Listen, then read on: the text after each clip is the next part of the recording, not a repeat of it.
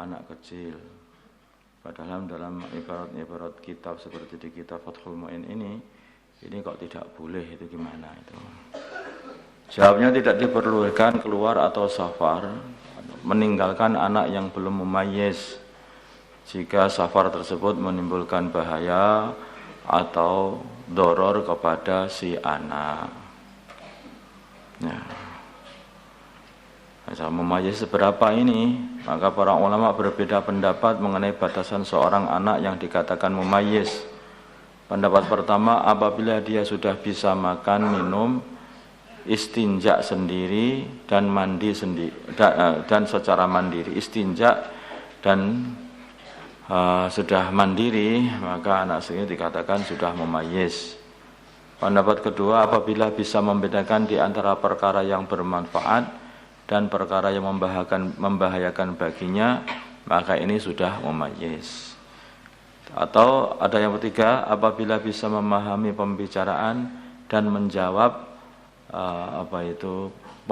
pertanyaan-pertanyaan orang lain, maka dia sudah memayyiz. Menjawab dengan jelas maksudnya itu.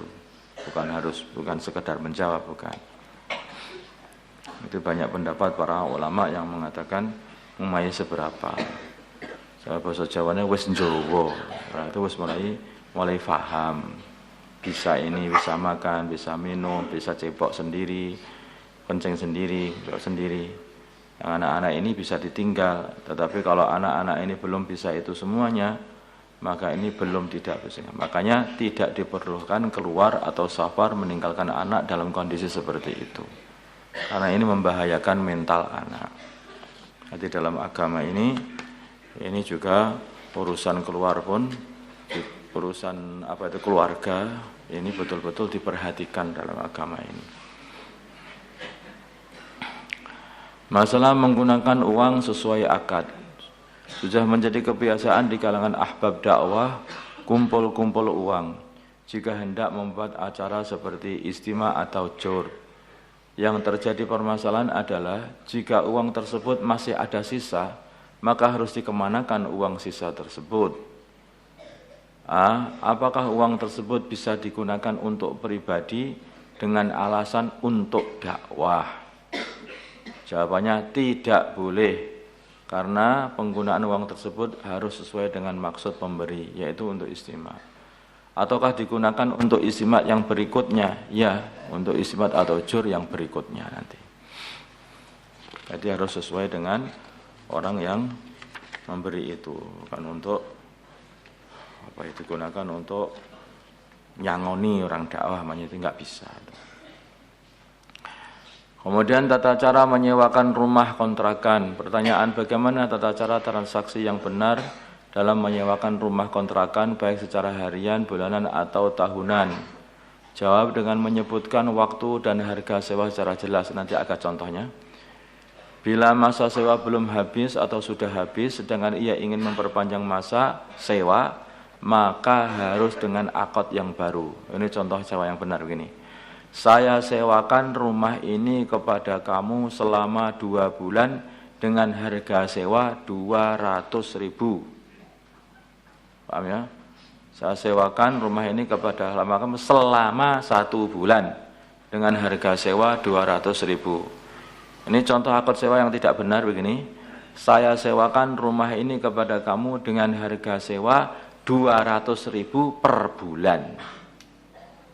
Nah, ini enggak sah. Jadi yang awal itu menyewakan selama 2 bulan, selama 1 bulan, ya, menyewakan selama 1 bulan dengan harga sewa 200.000. Tapi yang kedua ini enggak jelas. Dia katakan, pokoknya per bulan itu 200.000, mau nyewanya terserah. Lah ini nyewanya aja berapa? Enggak tahu, ya kan? Ini tidak jelas. Maka 200.000 per bulan itu apa? Per bulan itu nyewanya berapa lama? Tidak diketahui. Dan dia memberi harga berapa? Itu juga tidak jelas. Jadi belum ditentukan berapa lama dia penyewaan. Kalau yang awal sudah ditentukan 1 bulan 200.000. Yang kedua belum ditentukan berapa bulannya, enggak tahu, hanya mengatakan per bulannya 2.000, begitu saja. Nanti ada berbeda. Tahu paham perbedaan sedikit ini? Ya kan? Jadi biar jelas. Dan nanti kalau mau nyambung setelah 1 bulan ngasih 2.000, nanti akan sewa lagi 1 bulan lagi. Atau nanti ada orang yang nyewa, ini saya sewakan kepada kamu 2 bulan. Saya sewakan kepada kamu selama 2 bulan dengan harga 400.000 juga boleh. Tapi yang jelas itu sudah penyewaannya, pemberian penyewaan itu sudah jelas waktunya, bukan tidak jelas. Allahumma shalli ala sayyidina Muhammad wa ala sayyidina Muhammad. Allahumma arhamna sayyidina Muhammad Allahumma aslih sayyidina Muhammad alaihi wa sallam. Alhamdulillah rabbil alamin.